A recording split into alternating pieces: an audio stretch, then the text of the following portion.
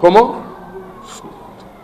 Algo que no sabían, algo que creían que era de una forma, y después se dieron cuenta, se escuchaba distinto, ¿o no? ¿O todo lo que se dijo ahí lo sabían? ¿No todo?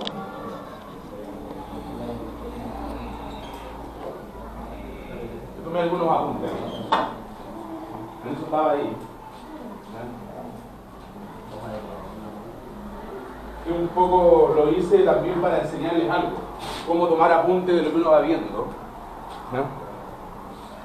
Voy a sacar mi plumón rojo. Que no tengo. Esto me lo tomó la Martina.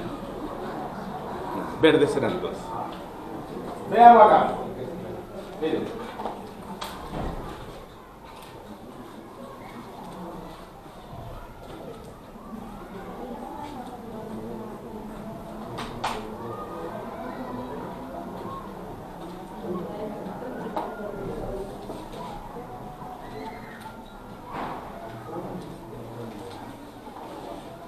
Medio libro, ¿no?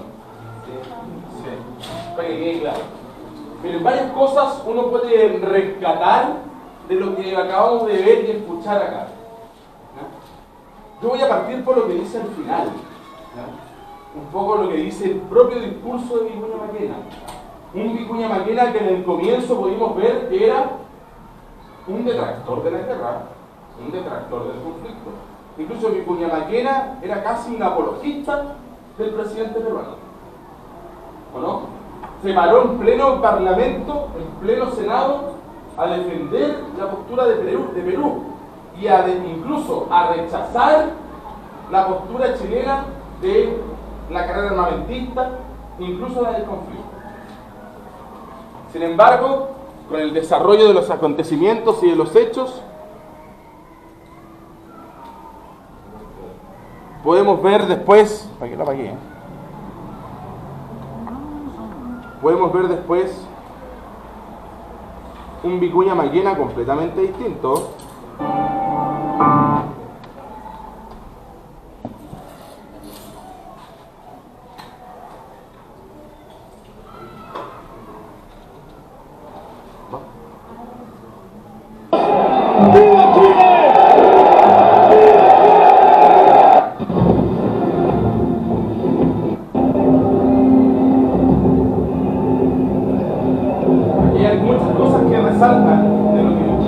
Ciudadanos, vosotros, los que no tenéis más que vuestra sangre que ofrecer a las de la patria, corred desde aquí mismo a los cuarteles. La patria necesita de todos y cada uno de sus hijos para dar un pronto y un glorioso cabo a la lucha que se inicia. ¡A las armas, chilenos! ¡A las armas! En la ciudad y en la aldea, en el palacio y en la choza, ¡a las armas! ¡Viva Chile! Los que no tenéis más. En esta primera parte. Ciudadanos, vosotros, los que no tenéis más que vuestra sangre que ofrecer a las de la patria, corred desde aquí mismo a los cuarteles. Los que no tenéis más que ofrecer que su sangre en aras de la patria. Le acaba de decir rotos, picantes, pobres. O sea, no tienen nada más. No tienen ni recursos, ni preparación, ni armas, ni plata, ni siquiera inteligencia, nada. Ustedes lo único que tienen para dar a la patria es su vida. Los que no tienen más, y mira, más encima minimiza eso, ustedes que no tienen más que su sangre, como si no fuera nada lo que está pidiendo. Pero ¿saben qué es más sorprendente aún? Exactamente, que la gente prende, lo apoya. ¡A las armas, chilenos! ¡Viva Chile! ¡Viva! ¡Viva Roto! ¡Viva! ¡Picante! ¡Viva! ¡Pobre! ¡Viva! La élite, es la élite, esa élite del siglo XIX que dominó verticalmente al resto de la pirámide, que en su cara le dijo pobre, roto, cañane. Incluso después dice, a las armas, chilenos, a las armas desde el palacio hasta la choza. ¿Ah? Claro, lo que quiere decir es todos a las armas. ¿Ah? ¿Se imaginan yo haciendo un discurso así hoy? ¿O un candidato haciendo un discurso así hoy? Ustedes que no tienen nada más que dar su voto por mí. No te vota nadie, ¿o no? A votar, chilenos, desde el palacio hasta la ruca, desde la media agua. No, ¿o no? Voten por mí. No vota nadie por ti, ¿o no? ¿Cierto, no? La media polémica, ¿cómo saldría en las redes sociales las memes y las funas? Menos mal que Villa Maquena no tenía redes sociales. ¿Ya? ¿Ven? Bueno, es un análisis normal de lo que él dice. En el fondo hay otra cosa que dice también, y más importante aún, que dice que la guerra es una causa nacional. Cuando dice desde el palacio hasta la choza, a las armas chilenos, está diciendo que todos, sin ningún tipo de condición social, sea el rico o el pobre, el campesino o el burgués, el comerciante, ¿ya?, o quien pide limosna, todos a la guerra. La guerra es una empresa nacional. Me preguntaba algo. No se contradice, cambio de opinión, que es diferente. Sí, a la larga parece contradictorio, pero cambia de opinión.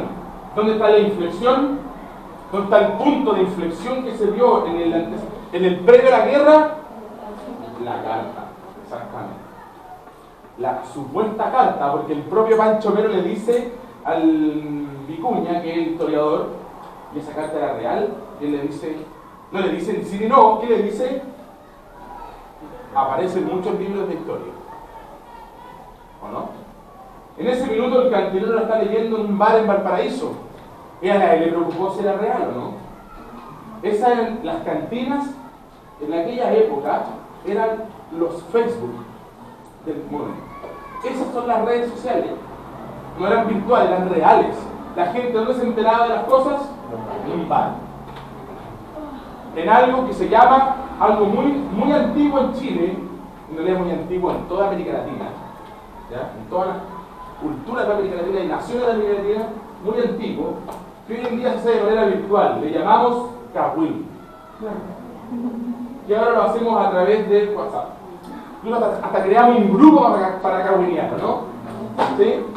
Mi hija tiene como 9 grupos, y con niñas diferentes, claro, una para pelear a la otra. Incluso una vez inventaron un grupo, yo le dije que saliera, era el grupo para, no, algo así como grupo para, en contra de la Juanita, no me acuerdo el nombre de la niña. O sea, crearon un grupo solo para excluir una compañera, ¿o no? Entonces dije, tú, fuera de ese grupo. En esa época, ¿dónde se hacía esto? En las cantinas. Qué coincidente que la carta llegara justo a un cantinero que la lea. Y nadie en ese minuto en la cantina se le ocurrió poner en duda la veracidad de la carta, ¿no? Y lo que había salido en la prensa, porque la carta fue publicada en la prensa. Lo mismo que hoy, cuando aparecen las famosas funas, estas clásicas funas en gente de Iquique o de la provincia que se dice, yo sé que en este sitio no es para esto, porque eso está pensando lo mismo, pero tengo que decir que este personaje y este caballero, bla, bla, bla, bla, bla, bla, bla. Y todos compartir. Y comparten. ¿O no? Y opinan, este desgraciado, esta desgraciada, este estafador, este abusador, este pedófilo, este esto, esto otro, este aquí, este mentiroso, este engañador, este infiel y así. A nadie se le ocurre pensar si esa información es verídica o no, ¿no?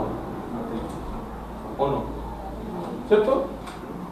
Porque levantar una funa es fácil. Buscar una fotito, ven abajo, subir el internet. Poner un perfil falso si quieren. ¿O no? ¿Se dan cuenta, no? Lo mismo, nadie se le ocurrió pensar si la carta insertada en la prensa era cierta o era falsa. A todos se le ocurrió pensar que era cierta, ¿por qué? Por la connotación que significaba. Porque en realidad lo que se necesitaba que era una justificación para la guerra.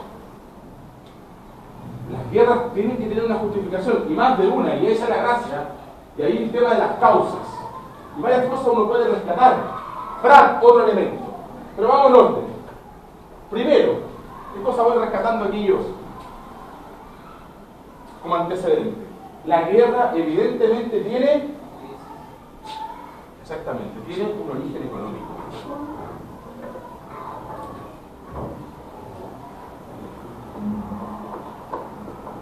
Tiene un origen económico. O sea, como siempre le he dicho, y en muchas ocasiones le he dicho, las guerras son,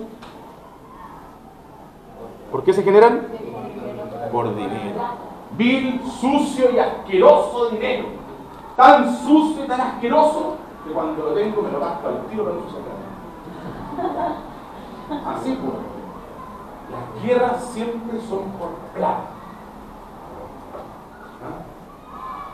Todas. El gran problema de Chile, que tiene que ver con el origen económico de la guerra, antes de eso, de la guerra es ¿por qué? Porque hay una crisis. No, hay una crisis. Niños, una de las cosas que vamos a ver a futuro, dentro de los temas que vamos a seguir estudiando, tiene que ver con el proceso de expansión económica. Estoy cargando aquí una presentación. Deme un segundo. El proceso de expansión económica. Y ese proceso de expansión económica, ¿ya? Ustedes se van a dar cuenta cómo está súper aparejado del proceso de expansión territorial. ¿Ya? No comen nada todavía ahí, aquí. Está súper aparejado del proceso de expansión territorial. Es decir, en otras palabras, aquí, que Chile se haya expandido territorialmente y haya reconfigurado sus límites y fronteras. ¿Se acuerdan de Yanquihue, la Araucanía y Magallanes? Sí. Y ahora la zona norte. Que haya hecho eso tenía un propósito, y el propósito era este. No se olviden, Chile nació pobre y endeudado. Chile viene arrastrando una gran crisis económica, producto de ¿qué?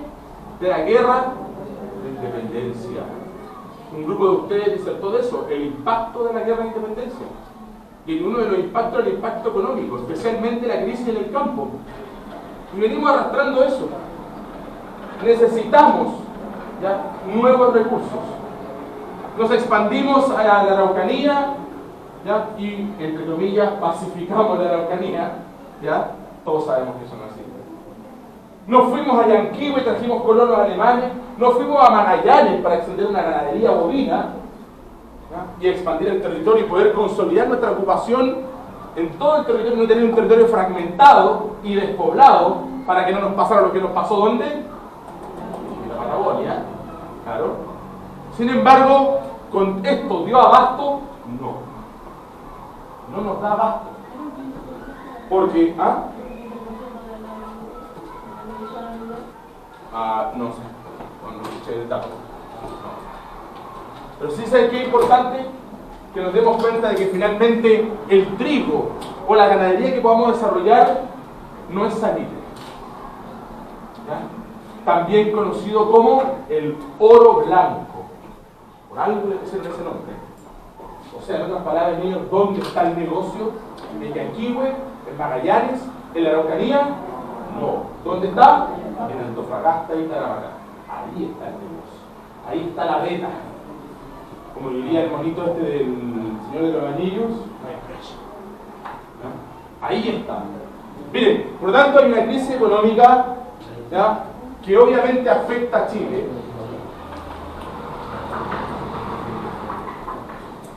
¿Ya? ¿Qué otra cosa podemos aquí? Y aquí, obviamente, está una de las justificaciones a la expansión territorial.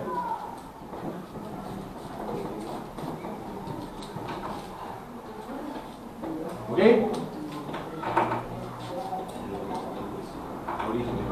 Ahí está la justificación. ¿Cómo? Todo el tema de faltar al tratado, que el impuesto que quería poner el presidente Daza, etcétera, etcétera, etcétera, es lo que se conoce como la causa directa o la justificación formal.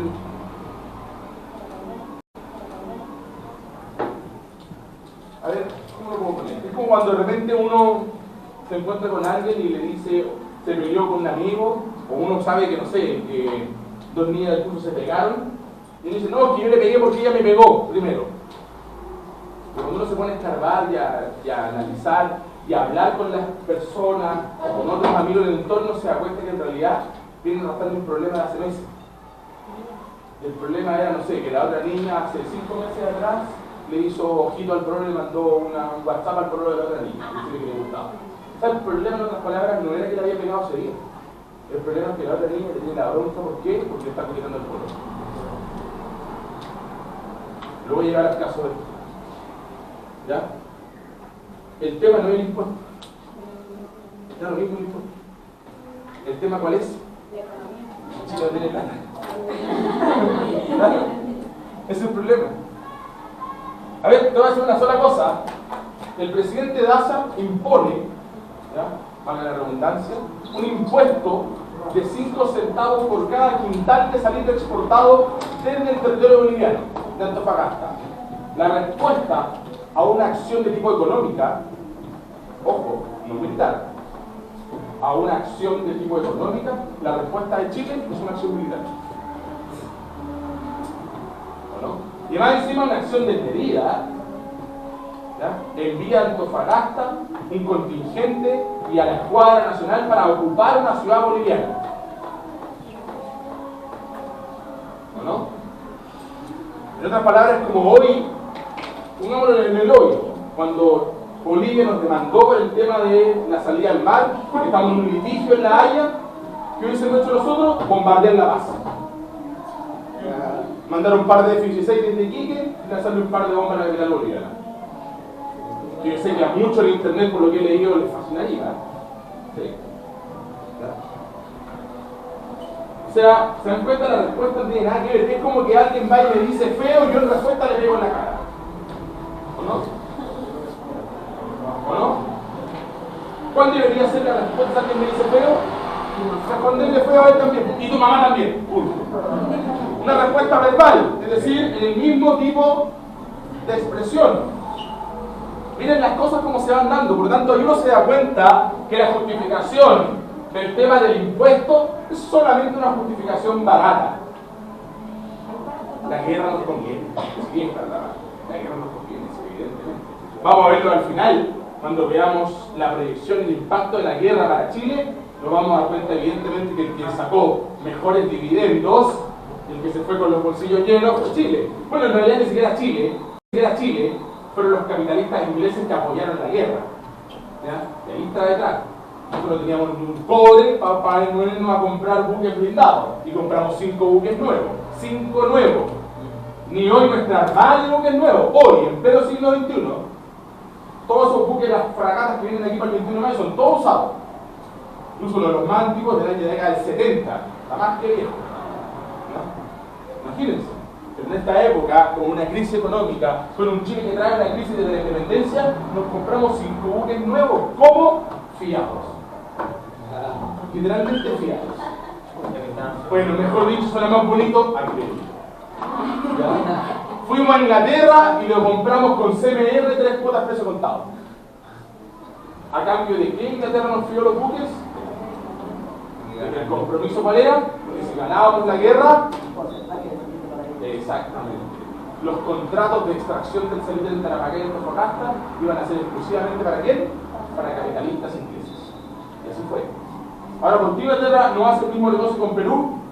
Porque Inglaterra vio que Chile tenía más posibilidades de ganar. Es decir, apostó a caballo, ganador. Así es. Y se hacen las guerras. Detrás de los países que pelean hay un conjunto de potencias.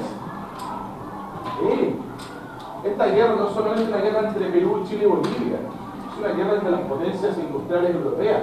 En una Inglaterra que viene ya desarrollando su segunda revolución industrial, van a cumplirse hace 100 años de la revolución industrial, así que lo necesita.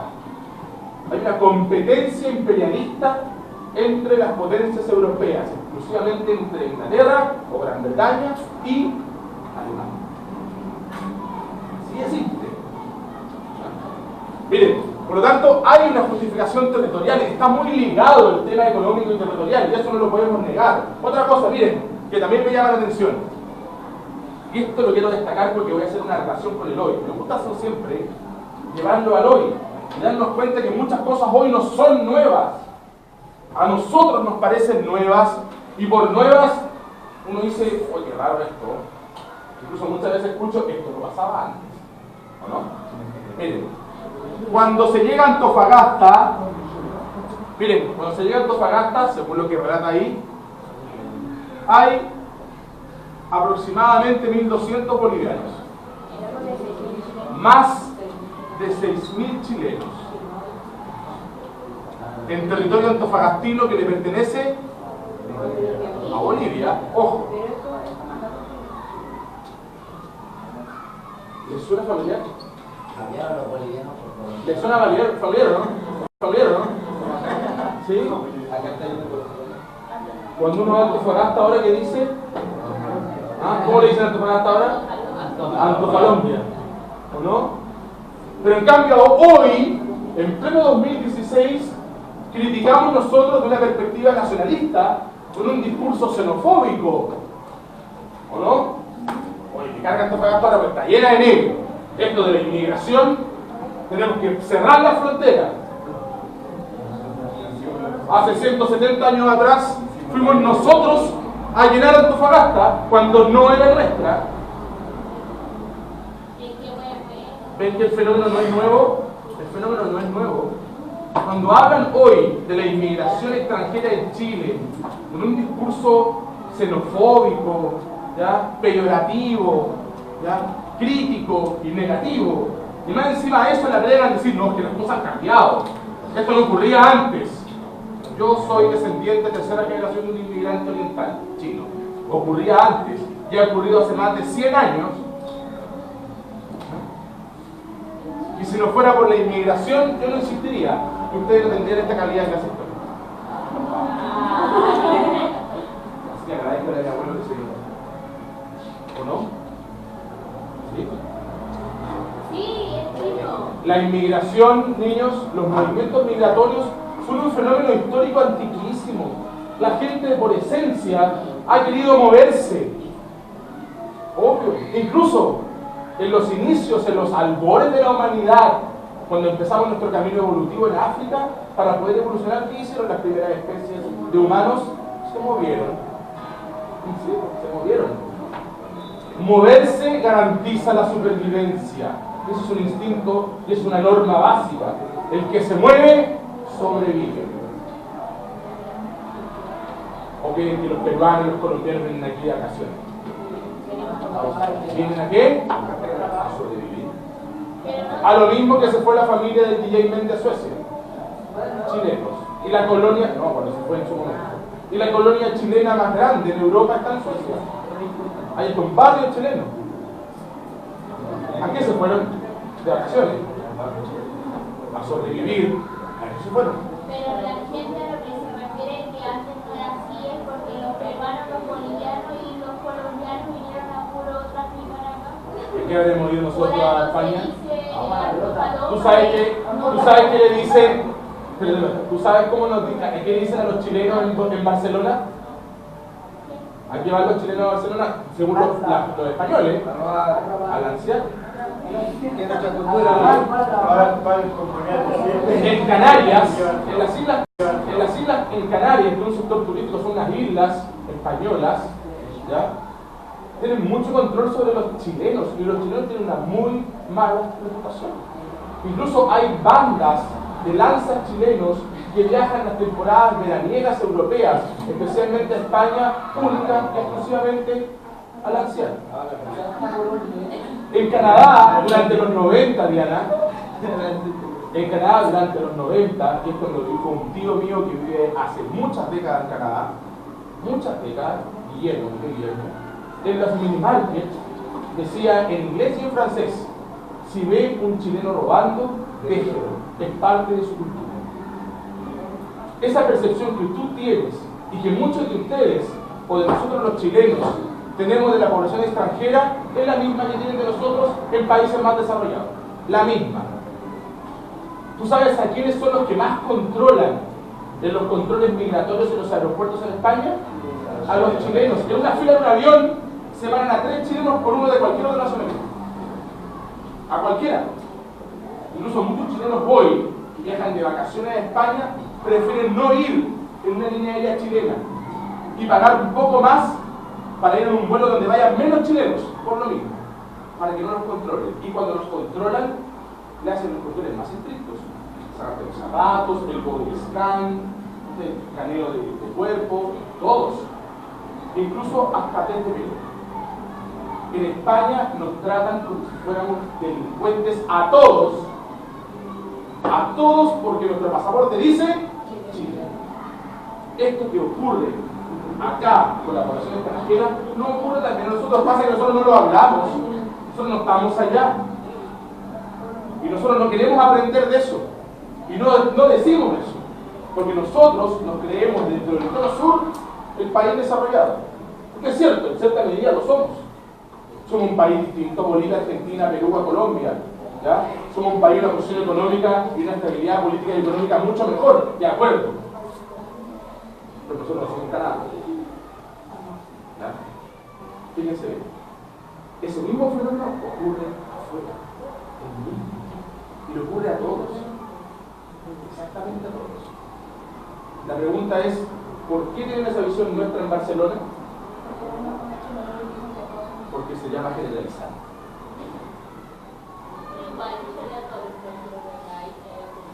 ¿No trabajaría nadie? ¿No trabajaría nadie? El primer problema que tendríamos en este colegio, ¿quién va a ser el aseo? Si el aseo no lo quieren hacer, no, ¿verdad? ¿Quién va a ser el aseo aquí? Si tú pones un aviso en el diario, yo trabajo 10 años en este colegio. Tú pones un aviso en el diario para auxiliar del colegio, y llega un chileno por 9 extranjeros. El chileno no quiere esa pega. Por tanto, si hacemos lo que tú dices, expulsar a todos los extranjeros, nos quedamos sin gente que trabaje. Porque vaya a perdonar, Diana, y todos ustedes, pero el chileno no quiere trabajar. No quiere trabajar. El año pasado, en esta misma asignatura del segundo medio, tenía un alumno de mi curso, el Cristian de San Juan. Y teníamos este mismo debate, porque siempre en esta materia aparece este debate y esta discusión. Yo le digo al Cristian, si tú pierdes el trabajo, si tú te trabajas en una minera con un sueldo de $1.000.000 para arriba, y pierdes el trabajo, porque la minería está mal, como ahora, está mal. El año pasado este año, ha habido más de 300.000 despidos. Tenemos una tasa de desempleo sobre el 7,6%, la tercera región más alta del país. Cuando hace 2 años atrás éramos la primera región con mejor empleo. Imagínate cómo hemos perdido posición. Yo le digo al Cristian, si tú pierdes desempleo, y llegan y te dicen, ¿sabes qué, Cristian? Yo te ofrezco un empleo aquí en Iquique, le tienes que ordenar unas cajas, pero te voy a pagar 500.000 pesos. Ah, no. La respuesta de él fue no. O sea, él prefiere quedarse desempleado, sin ingresos, sin poder pagar el arriendo, y sus deudas además, que lo embarguen y lo demanden los bancos y las casas financieras, solo por el hecho de que él no estaba a trabajar por menos de $1.000.000 pesos. No, pero eso que hace él es un ejemplo, no más de las niños, es un ejemplo de todos nosotros. De eso, como tú llamas levantado de poto, somos todos los chilenos. Somos todos los chilenos. En cambio llega otro y dice, perdón, ¿usted dónde vive? No, yo vengo de Perú, o vengo de Bolivia, o vengo de Colombia. ¿Sabe que le pago 500 lucas? ¿Dónde firmo? Entonces, y te puedo poner cientos de ejemplos de muchos más niños. Cuando mi hija estaba pequeña, antes de entrar al jardín, tenía que encontrar una nana que como profesor tenía que llegar a las 7 de la mañana, no a las 9, porque mi trabajo empieza más temprano que cualquier otro trabajo. Contraté una chilena que me duró 22 días. ¿Sabes? Y 22 días no porque caché, 22 días porque renunció. ¿Por qué renunció? Porque el trabajo empezaba muy temprano. Prefirió quedarse sin trabajo, sin estabilidad, sin un ingreso, con contrato, con imposiciones, todo legal. Y se consiguió un trabajo en donde entraba a las 8:30. O sea, se cambió por un trabajo por 1 hora de diferencia. Versus contraté a la niña. Una niña boliviana de 17 años recién llegada, sin ninguna experiencia, con una timidez increíble, trabajó casi 3 años con la Martina, nunca falló, a las 7 en punto llegaba, lo mejor que puede tener la Martina cuando la Martina la pone.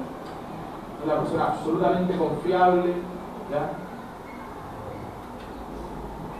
¿Te das cuenta? ¿La razón cuál era? ¿Cuál era el plus de esta chica? Que era extranjera. Yo con las mejores personas que he trabajado han sido con los extranjeros. Y con los que más he tenido problemas han sido con los extranjeros. Por lo que tú dices, porque somos levantados de más. Sí, así es. Y eso ocurre.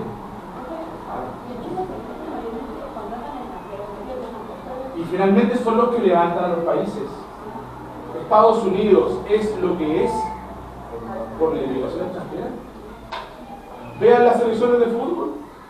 No es la selección alemana, son puros nombres sirios, marroquíes, turcos.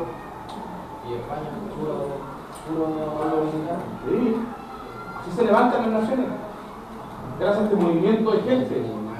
Si nos quedáramos estáticos y elimináramos el proceso migratorio, el mundo sería un mundo subdesarrollado entero. Claro. Nadie viajaría en ninguna parte. ¿Sí? Incluso, sin ir más lejos, niños, yo le he pasado mejor en otro país que no. Bien, sigamos. Miren lo que sigue acá. La carta del tratado suele ser entonces un detonante. Miren acá, un detonante. Y por lo tanto, esta carta cambia la posición que hay de la guerra, ¿o no? Sí, y la cambia absolutamente. Porque después de eso, tenemos algo interesante, el apoyo popular, ¿no? Que cambia la visión que se tenía de la guerra. Pero hay otro elemento también importante, que es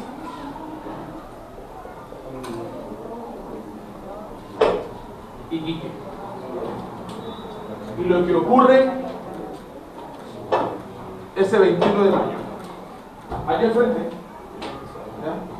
Aquí no, a un par de kilómetros de aquí. El combate naval. Un combate naval que se transforma en un ícono. Se utiliza, ojo, se utiliza el combate naval finalmente como propaganda de guerra.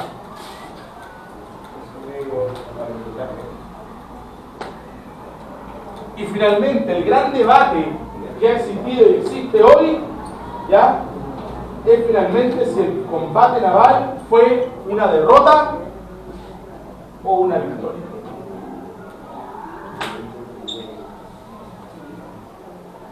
¿O no? ¿Qué fue? ¿Una derrota o una victoria? ¿Ah? Una derrota puede ser porque claramente perdimos un buque, ¿ya?, perdimos la posición ventajosa en Iquique, el bloqueo de Iquique que tenía hecho la escuadra de la Armada chilena se desbloqueó, se perdió, y el control de Iquique hacia el sur lo volvió a recuperar Perú, y nuestra fuerza naval tuvo que retroceder hasta Antofagasta. ¿Claro? Evidentemente parece una derrota. Claro, como lo dice Vicuña ahí, el historiador, también puede ser una victoria porque nosotros perdimos a la Esmeralda, uno de los peores buques del inventario naval chileno de la época, una corbeta a mal traer con mal mantenimiento, ¿verdad? Prat era un capitán con poca experiencia naval, era un capitán que tenía un rango alto, versus que Perú pierde en Punta Gruesa la independencia, un blindado, su principal buque, ¿verdad?, y queda solo el Huáscar. Y finalmente el Huáscar queda peleando solo el resto de la guerra. nos ponemos a analizar, es difícil dar respuesta a esto, ¿no? ¿Cierto? Pero hay otro elemento. ¿Por qué hablo de la propaganda de guerra? Porque la muerte de Prat se transforma en ¿qué cosa? En un ejemplo, en un mensaje.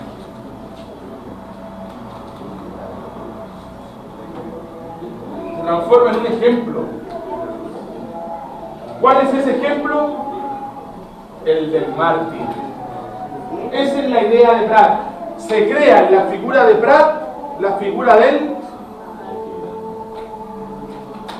mártir. Es decir, de aquel que es capaz de morir por la causa.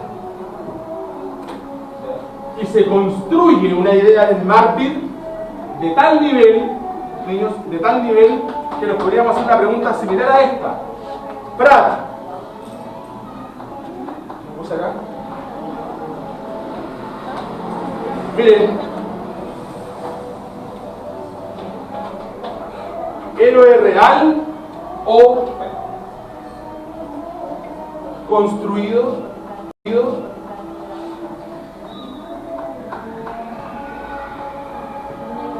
¿Es realmente un héroe o se construyó la idea del héroe sobre él? ¿Ah? ¿Qué creen? ¿Es real? ¿O no? Bueno, ahí uno puede debatir y hay un debate gigante con eso. ¿Ya? ¿Dudas hasta ahí?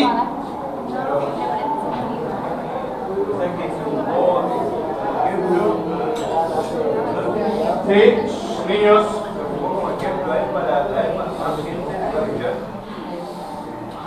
Porque uno piense, ¿cuál es la gesta heroica de Prat? ¿Sí? Y los otros no lucharon hasta morir. ¿Sí? ¿Ah?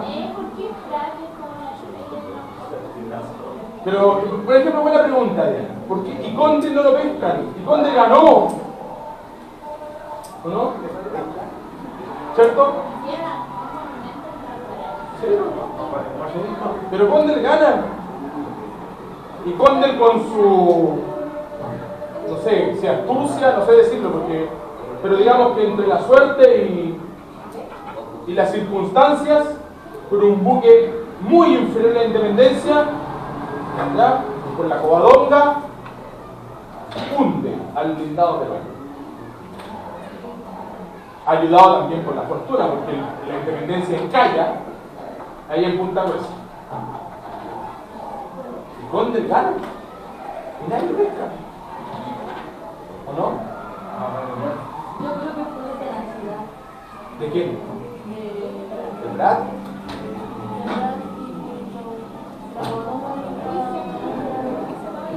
¿Saben qué pasa? Que es mucho más impactante.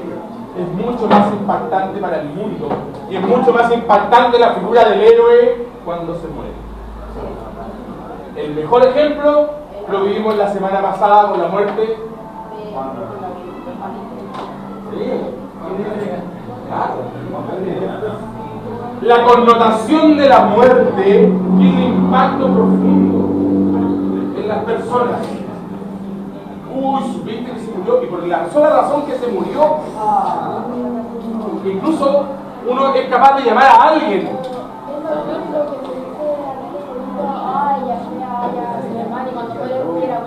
Ah, bueno, nadie habla mal del muerto, evidentemente.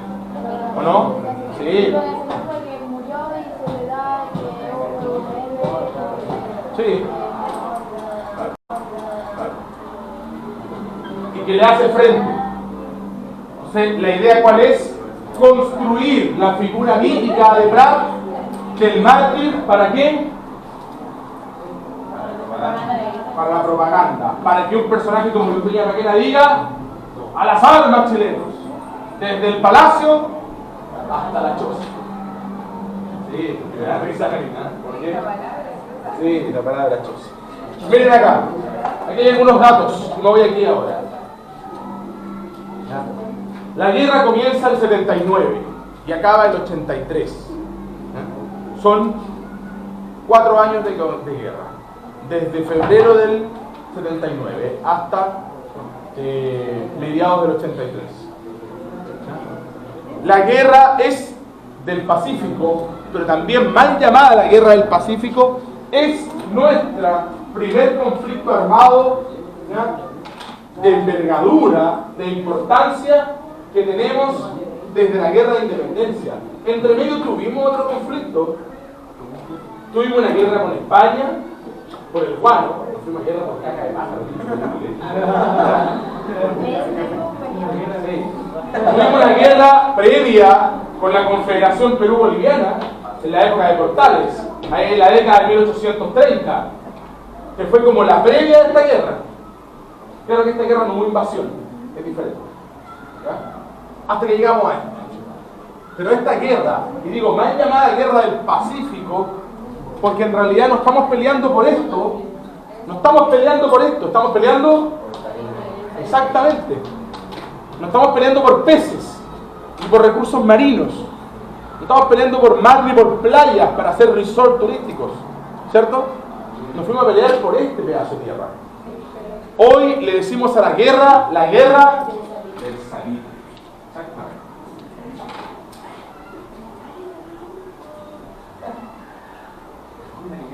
Así le decimos a la guerra.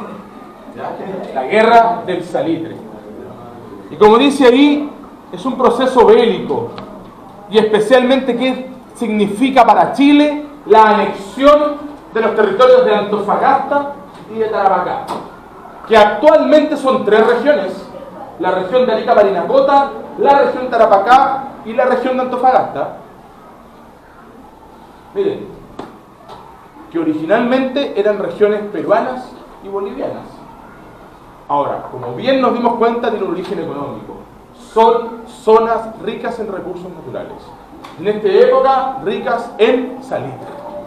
Sin embargo, sin querer quizás, ayudados por la fortuna o la suerte, no sé cómo ustedes quieran llamarlo, es el mismo territorio que hoy es rico en cobre. Una vez leí por ahí que dice que con la guerra del Pacífico, Chile aseguró su economía para los próximos 400 años. Porque además, el mismo territorio que fue rico en salitre, que hoy es rico en cobre, es rico en litio. O sea, la hicimos de oro con la guerra. Cuando Antofagasta era de Bolivia, tenía otro nombre, ¿verdad? No, se llama Antofagasta. Sí, pero el puerto principal era Cobija, que es un puerto que está al norte de Mejillones, que hoy en día no hay nada, hay una playa con alguna ruina muy pequeña, que incluso uno, si no es por el letrero, que dice un letrero de camionero verde con letras blancas, dice Cobija, no te darías ni cuenta que está ahí. Que en su momento fue un puerto importante. Y este fue el puerto principal de salida del salitre boliviano, más que Antofagasta. Sí, mucho más. Ahora, el gran problema con Antofagasta para Bolivia era el mismo que teníamos nosotros con la Patagonia. Piense que entre este territorio y el centro político boliviano, que estaría allá donde está la R, que es La Paz y Sucre, está la cordillera de los Andes.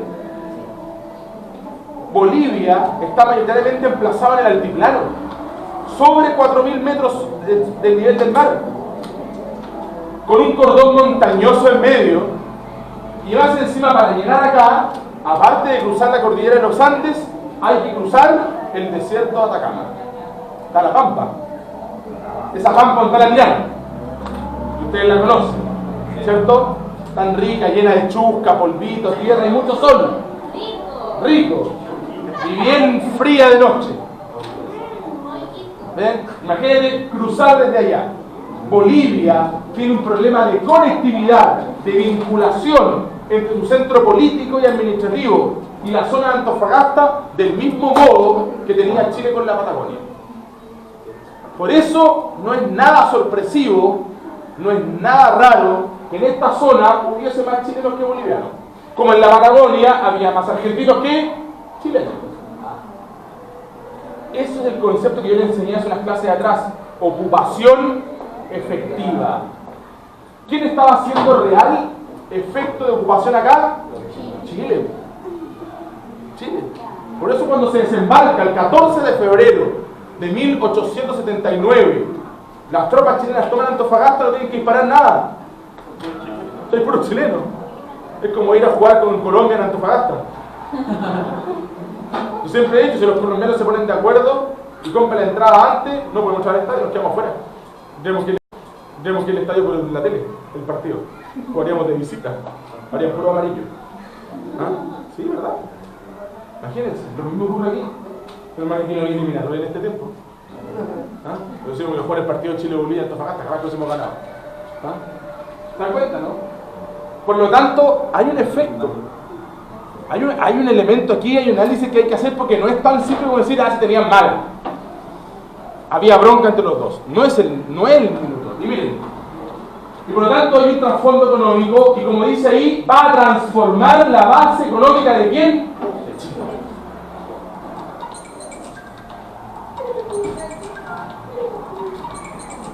Es que suena mi mochila va a explotar. Oye, qué psicológico el sonido, ¿no? ¿Ah?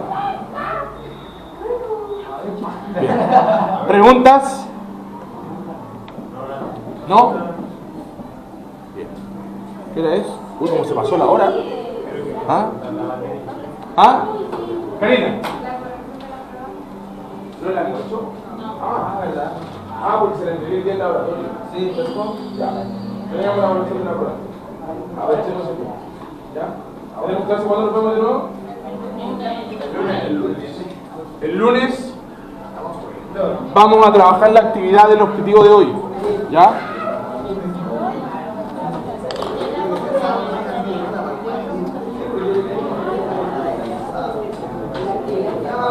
Esta. No se olviden que llevan tarea.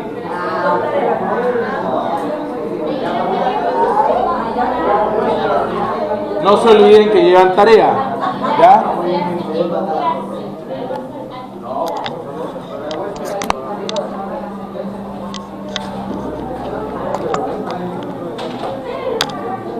Ya, veamos la corrección.